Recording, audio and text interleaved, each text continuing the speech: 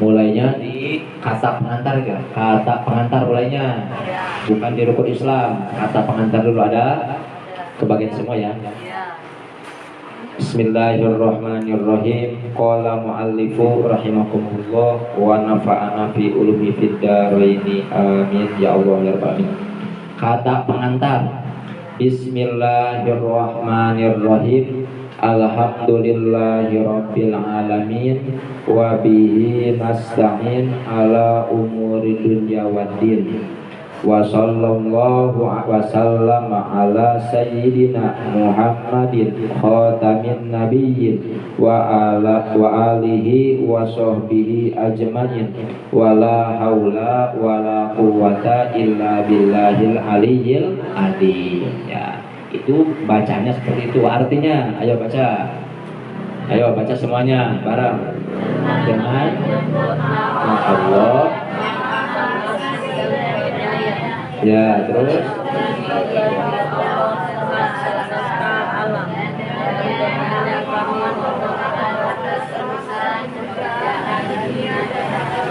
ya, terus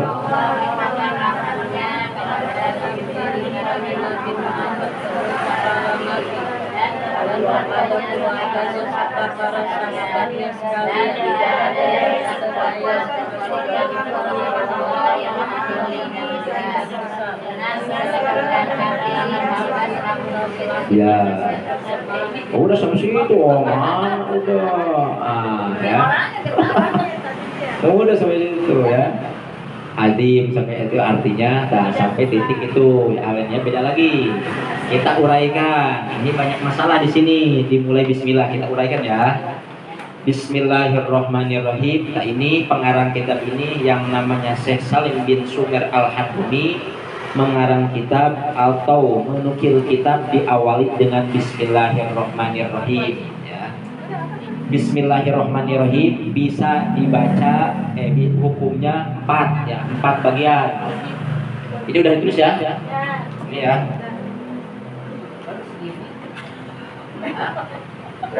Ada HP ya? Bawa HP? Ya, bawa HP lah. Kalau nggak punya HP, beliin ke suami. Pak, beli HP. Kok ngaji beli HP katanya?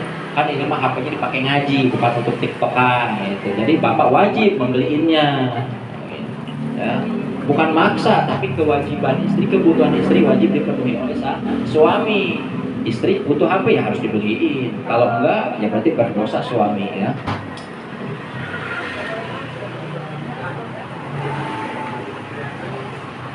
Kita mulai yang Bismillah. Hukumnya baca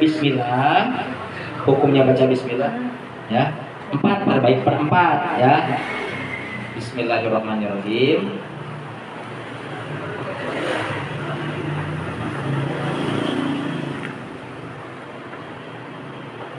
Manirrohim. Itu ada 4 ya. 4. 1 wajib. 2 sunnah. 3 makruh.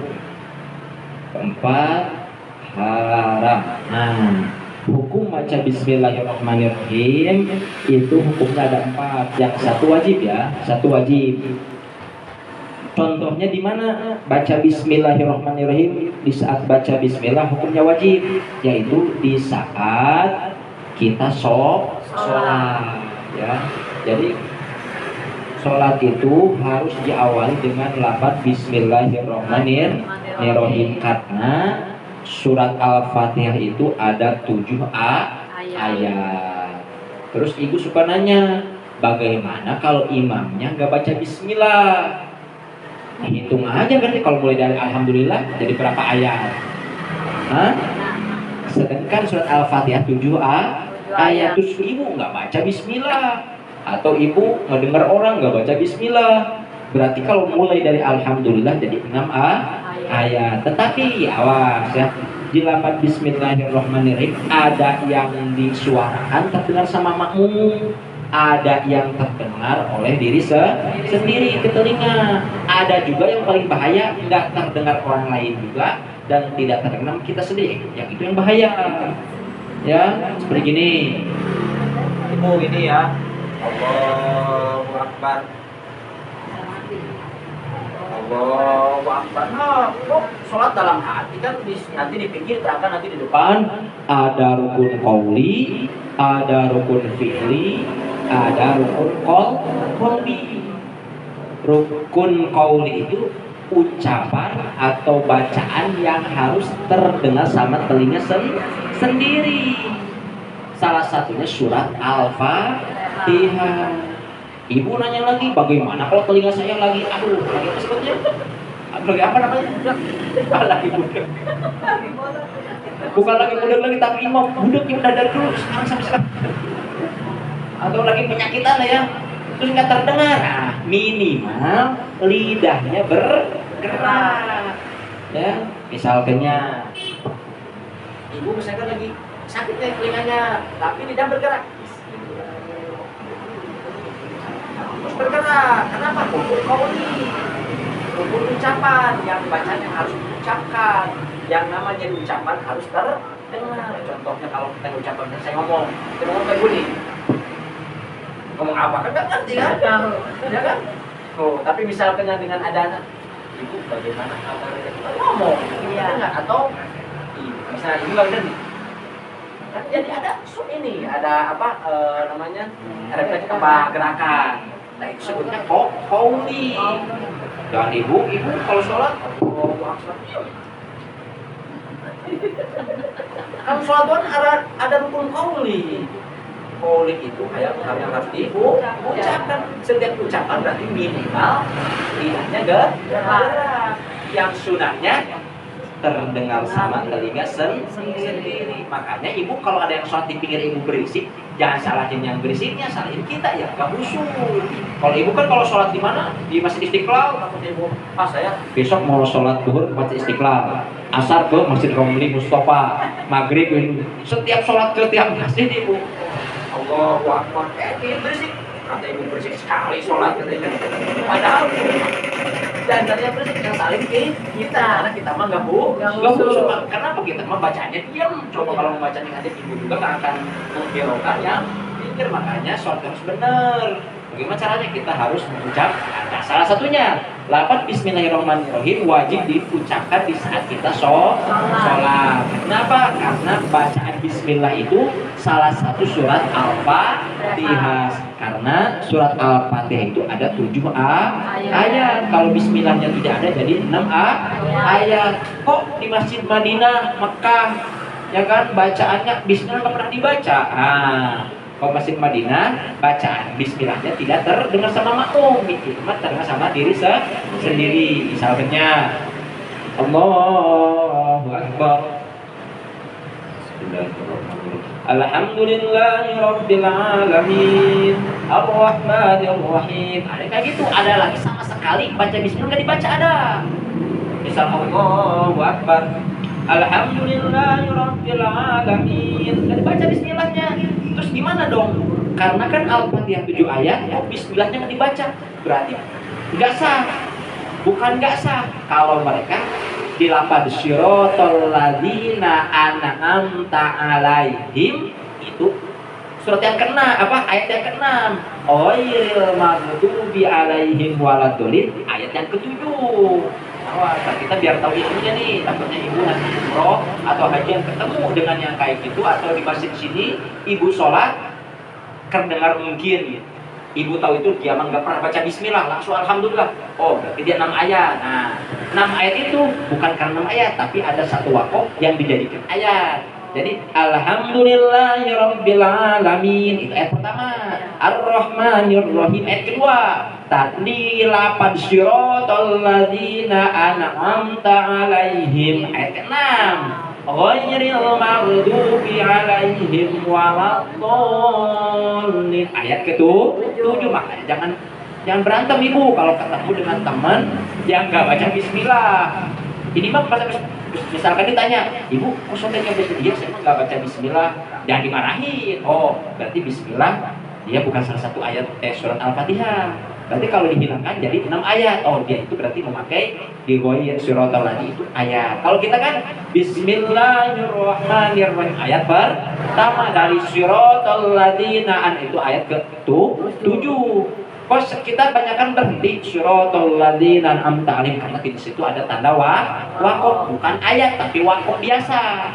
Tetapi kalau ada orang yang sama sekali nggak baca bismillah diterima sama makmum atau terkena sama diri sendiri atau dalam hati sama sekali nggak dibaca, oh berarti di lapan suratul ladzina an'amta 'alaihim itu salah satu ayat. Ngerti nggak?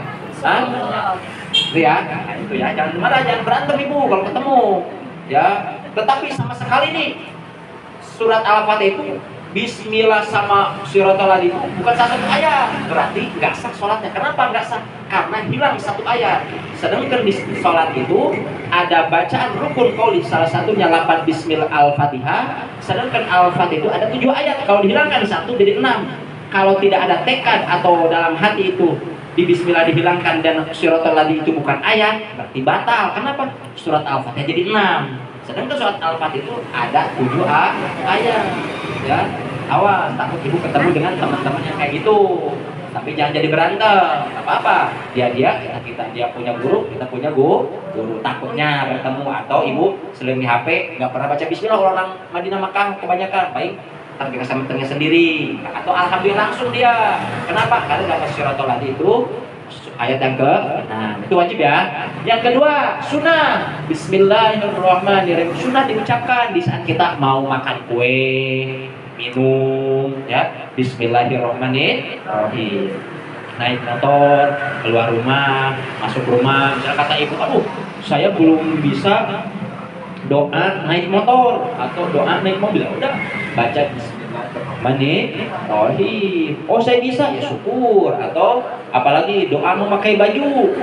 Waduh, saya nggak bisa doanya. Mau ngapalin udah tua, udah malas. Udahlah, nggak mau baca, udah Bismillahirrahmanirrahim. Udah gitu aja. Atau lagi ngirim nih ibu nih. Waduh, nggak ada ustadznya, nggak datang ustadznya karena lagi sakit. Yang satunya lagi masih di jalan macet. Waduh, nggak ada yang berdoa nih. Ya udah ibu aja. Doanya Bismillahirrahmanirrahim. Udah gitu aja doanya ya. Banyak yang marah. Wah, berarti nggak ngerti ngaji nih. Kalau yang marah, oh berarti ibu nggak ngerti ngaji ya marah ya. Coba, tahu nggak artinya Bismillahirrahmanirrahim? Gitu ya. Nah itu disitu sunnah kalau kita melakukan hal-hal kebaikan harus diawali dengan baca Bismillah. Itu hukumnya sunnah. Ada lagi yang makruh. Bismillahirrahmanirrahim makruh. Apa makruh? Makan-makan yang makruh seperti laki-laki. Apa laki-laki? Suka rokok. Waduh. Rokok dan laki. Bismillahirrahmanirrahim. Makruh hukumnya kenapa? Ini rokok makruh hukumnya ya Pak Ulama. Atau makan apa? Pete, jengkol. Bismillahirrahmanirrahim. Pete nih. Wah, kenapa kan pete kan? Ya kan makruh, tapi kalau diawali dan bismillah hukumnya makruh. Tapi nggak apa-apa, makruh itu bukan dosa ya. Itu kan cuma nggak dapat pahala. Apalagi yang makruh apa? Kalau hukumnya makruh, terus diawali dengan bismillah, berarti bacaan bismillah juga makruh. Yang keempat haram. 8 Bismillahirrahmanirrahim kalau kita ucapkan hukumnya haram di saat kata ibu saya mau nyolong makanan. Bismillahirrahmanirrahim biar selamat. Ibu mau nyolong sendal, katanya saya mau ngaji lah, ya biar selamat. Terus pulangnya mengambil sendal orang yang sendal yang bagus nih, biar selamat gak ketahuan orang. Diawali dengan bismillah karena bismillah itu doa keselamatan. Saya mau nyolong sendal orang, baca Bismillahirrahmanirrahim. Nyolong sendal orang, nah itu tidak boleh hukumnya haram. Kenapa? Ibu nyolong sendal orang, kan nyolong hukumnya haram. Terus ibu diawali dengan bismillah. Itu baca bismillah itu berarti ibu hukumnya haram. Atau apalagi, waduh, ibu lagi di mana? Di WC. Aduh, lagi kencing. Kencing ya. Lagi kencing atau lagi kencing. Aduh, terus ibu, kencing ini susah sekali ya keluarnya itu kan. Baca bismillah biar keluar nih, biar selamat kencing kita. Atau susah atau lagi backshare kencing mulu, bismillah. Itu dalam kamar mandi. Kalau niat baca Quran di kamar mandi, baca bismillah, itu hukumnya haram. Beda dengan kayak gini. Saya wudunya itu di kamar mandi. Terus nggak ada keran di luar. Meskipun ada keran di luar juga sih males. wudhu di keran, saya pengen wudhu jadi kamar mandi, sedangkan di kamar mandi itu tempat najis. Sedangkan kalau kita baca bismillah atau baca Quran atau bawa Al-Quran ke tempat najis, hukumnya haram. Nah, ibu baca bismillah di kamar mandi, biar nggak haram, berarti kita niat baca bismillah itu baca doa, ya. Saya mah mau, kata ibu itu mau wudhu di kamar mandi lah, mau karena malas kalau di luar, tapi baca bismillah. Bismillahirrahmanirrahim. Niatnya sebelum baca bismillah niatnya berdoa. Kalau di kamar mandi nggak apa-apa. Tapi kalau ibu niatnya baca Al-Quran, atau gini, yang paling baik gini, ibu lari di kamar mandi, suami lagi pergi, anak nggak tahu kemana, pembantu nggak ada, ibu di kamar mandi, ada apa namanya sekarang, paket, ya, atau paketnya itu COD harus dibayar, ya. Paket, waduh, ibu lagi kamar mandi, waduh, ada paket nih, paket, ya, waduh, ada paket nggak ada, dia paket itu akhirnya, assalamualaikum. Terus ibu ngejawab, waalaikumsalam, katanya di kamar mandi. Lapan waalaikumsalam itu lapan Al-Quran, tidak boleh haram. Kan waalaikumsalam itu kan lapan Al-Quran itu. Kalau ibu waalaikumsalam, ya, itu tidak boleh. Bahkan kalau kita ngejawab pertanyaan atau yang ngomong di luar terus kita jawab di kamar mandi, itu ngewaris kepada sakit gigi. Kita itu yang sakit gigi itu suka nyanyi di kamar mandi, bawa HP terus karaokean di kamar mandi, ya, atau nyanyi di kamar mandi sambil cuci. Waduh, ya, biar nggak ngantuk, biar nggak capek, waduh gem di kamar mandi, waduh, ya. Waduh, biar nggak ngantuk atau biar kuat kamar mandi, itu ngewaris kepada sakit gigi. Kedua, iya. Terus ngawarin kepada pikiran, pusing sebelah. Itu yang pusing sebelah itu yang suka ngomong atau ngobrol di kamar mandi atau sambil teleponan di kamar mandi. Waduh, lagi ngapain sayang? Waduh, lagi di mall, padahal di kamar mandi, ya. Atau lagi di mana nih? Lagi senam, padahal di kamar mandi, ya. Lalu lagi senam. Nah, itu mewaris, ya. Berarti baca bismillah kalau kita posisinya ada di kamar mandi atau di tempat kotor atau di tempat najis, dimanapun tempatnya najis, kalau kita niatnya baca Quran itu tidak boleh. Atau ibu membawa Al-Quran ini atau membawa Yasin, kertas, ibu masukin ke tas, terus ibu kamar mandi, masukin kamar mandi, awas, itu tidak boleh haram. Bagaimana kalau kita dibolehkan? Niatnya jangan niat bawa Yasin, niatnya bawa tas, niatnya bawa HP. Makanya tas ini jangan bawa kita bawa HP, bawa uang, bawa dompet, bawa makanan. Biar apa? Biar saat ibu kamar mandi masuk, biar gak dosa.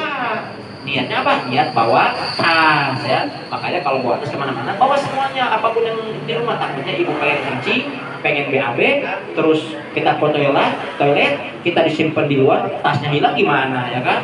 Terus di dalam itu bawa Yasin, waduh, terus disimpan di luar, itu hukumnya apa? Kalau bawa ke dalam haram. Biar bawa ke dalam berarti niatnya bawa tas, niatnya bawa HP. Atau ibu sekarang kan bawa Quran nih, ibu pas keluar ini rumah nggak kuat pengen kentut aja, wah belum, waduh nggak kuat tadi karena ngaji kelamaan, terus nggak kuat sempat keluar kentut.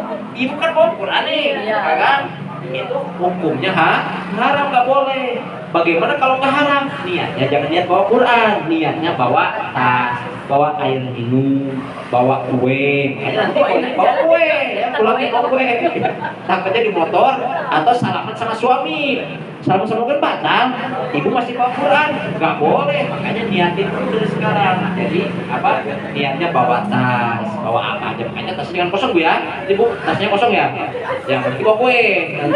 Ya, nanti takut ketemu sama laki-laki salaman batal, ibu bawa Quran, nanti dosa di saya, nanti nggak dikasih tahu, ya. Ya itu berarti niatnya bawa kue atau bawa air. Nah, ini, ya, ini hukum baca bismillah, ada wajib, ada sunnah, ada makruh, ada haram, itu, ya. Apalagi? Ya, ayo ada pertanyaan? Sebelum diterusin. Ada? Hah? Ya. Hukumnya misi, Pak. Tadi kan mau jadi Terus kentut tapi ditahan sekarang. Sekarang pengen cepet pulang kayaknya. belum keluar, Pak. Belum keluar, ya nggak apa-apa. yang cuman hukumnya makruh. Kenapa makruh? Karena menimbulkan nanti kalau ditahan itu menimbulkan penyakit. Kalau yang mendekatkan penyakit kita menghindari dari mendekatkan dari penyakit hukumnya nggak boleh di Islam. Jadi Islam itu sebenarnya kalau kita pengen tahu kita mendekatkan ke penyakit atau kita mendatangkan penyakit tidak boleh. Salah satunya kalau kita kebanyakan makan kan bukannya sehat malah sakit, itu tidak boleh. Atau kita menahan kentutnya udah nggak kuat itu aja keluar mana kita wudhu lagi. Kalau menahan hukumnya makruh ya. Kenapa makruh? Karena kentut itu akan mendatangkan penyakit. Sakitnya apa? Nanti bisa sakit perut, bisa nanti ke usus. Gak bolehnya itu karena mendatangkan penyakit. Ya lebih makruh aja hukumnya, bukan haram bukan. Terus bagaimana kalau tadi saya udah baca Quran bukan gini? Bismillahirrahmanirrahim. Ini nah.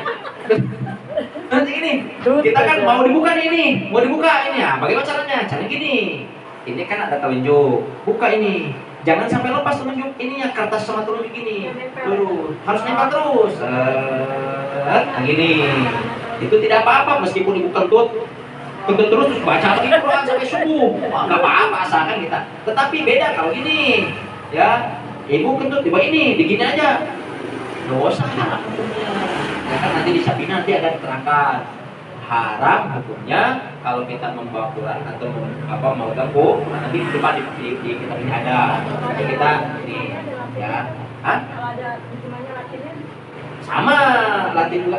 Yang boleh itu yang bukan terjemah tapi uraiannya yang dibolehkan ya. Tapi jarang kalau yang boleh kan pasti tebal sekali ya. Kalau yang ini kan ada artinya itu masih karena arti itu salah satu dari Al-Quran, berbeda dengan uraian Al-Qurannya. Uraian itu ada penjelasan semuanya ya, makanya kita niatnya kalau bawa Quran di tas, kalau nggak dipegang berarti niat membawa tas, niat membawa HP ya. Nanti kalau suami nanya, kok ibu mau ngaji kayak mau piknik, bawa kue, bawa makanan, bapak gak tuh ngaji sih. Kalau saya kentut, niatnya bawa kue gitu. Ya, bapak nggak ngerti, nggak pernah ngaji, maka jangan komen, udah diam aja bapak sama diam gitu. Atau tasnya lagi kosong nih, ibu mau ngaji tasnya kosong, kita aja duduk pada suami, pak mau ngaji, kita aja, ya kan tasnya kosong, iya takutnya saya kentut, terus bawa Quran, bapak dosa haram, nanti bapak mau nanggung dosanya, nah itu kan dikasih uang sama suami itu, cari akal biar suami ngasih uang, cari akal. Ayo ada lagi, ayo. Iya Pak. Santai aja, ya. Namanya kita kan kamar mandi cuma satu. Ya. Jadi kalau mau baca ambil wudhu atau kita mandi hadas besar kan itu paling enggak pakai Bismillah, nawaitu robbal hadasin itu boleh dibaca. Yang penting niatnya jangan baca Quran. Bismillahirrahmanirrahim dalam kamar mandi. Iya. Niatnya jangan niat baca Quran, niatnya baca doa. Kalau nawaitu doa kan meskipun bahasa Arab kan itu doa, bukan ayat Al-Quran. Bismillahirrahmanirrahim nawaitu doa ya. Itu ingetin ya, jangan sampai kita salah niat ya, jangan salah niat. Itu cara baca ini. Ada lagi? Apa santai aja nanya, jangan malu-malu. Ayo sambil makan kue biar gak ngantuk, biar gak pusing. Nanti gara-gara ngajinya pusing, ngajinya susah, minggu depan gak ngaji lagi. Ayo santai aja. Apalagi ya. kalau baca doa masuk toilet kan nawai apa? Allahumma inni dalam hati nggak apa-apa. Mau dibacakan bacanya kan sebelum masuk WC. Sambil jalan kita niat WC di situ kan. Di sini kita udah mulai doa atau pas kaki kiri ke dalam kita doanya nggak apa-apa, itu kan doa bukan ayat Al-Quran ya.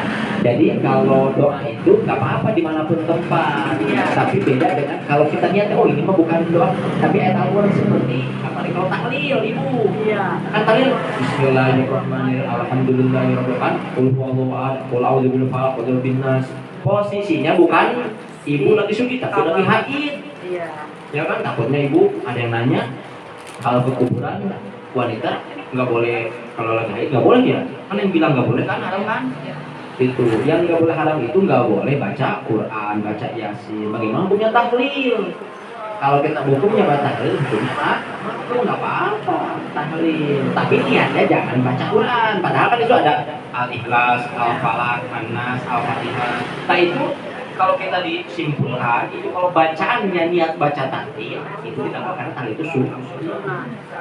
Tapi kalau bacanya Bismillahirrahmanirrahim, Alhamdulillahirrahmanirrahim, niatnya baca Quran, ya nggak boleh, ya nggak boleh. Makanya kalau kita tahlil kemanapun, takutnya ibu nggak bisa, ibu sana tahlil kemana? Bawa HP ibu kalau tahlil itu, biar apa? Orang lain baca tahlil, ibu nonton YouTube,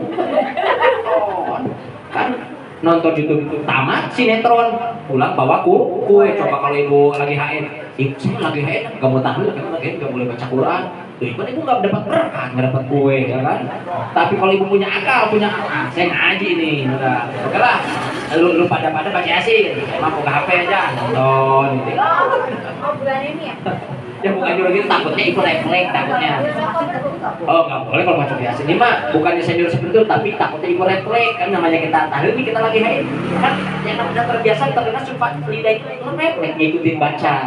Takutnya dalam hati ibu niat baca Quran, takutnya itu. Yang saya takutkan ibu lagi haid niat baca Quran, takutnya itu. Makanya niat itu sangat penting sekali. Kenapa? Karena yang takut ibu nggak tahu tempatnya niat. Seperti baca Bismillahirrahmanirrahim, ibu nggak tahu tempatnya niatnya baca Qurannya. Ibu posisi lagi haid, ibu posisi lagi di tempat najis, jadi dosa kan, ya kan? Tapi kalau ibu tahu ilmunya, berarti doa lah niatnya doa, niatnya tahlil, kan tidak apa-apa. Ini yang saya takutkan, ibu ikutan tahlil, ibu nggak tahu ilmunya, ibu refleks baca tahlil, niatnya ibu tahunya karena Bismillah sama surat Al-Ikhlas sama Al-Falaq itu surat Al-Quran, berarti posisi ibu niatnya pasti niat baca Quran, ya kan? Berarti ibu lagi haid, berarti itu hukumnya dosa haram hukumnya, ya. Bagaimana biar nggak haram? Ya berarti niat baca tahlilnya itu niatnya doa atau baca tahlil. Bagaimana biar nggak refleks asal mau baca tahlil takut nggak bisa niatnya? Kita harus bawa HP terus nonton sinetron. Ada nggak ada kali ya?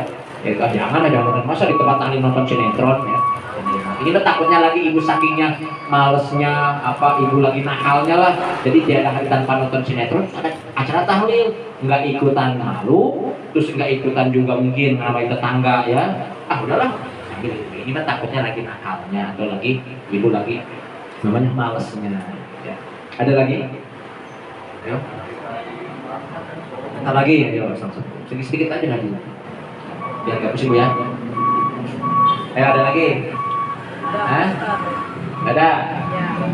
Terus terusin tadi ya. Masih pembahasan Bismillah. Di Bismillahirrahmanirrahim. Kenapa Syekh Salim ini pengarang kitab ini diawali dengan Bismillah?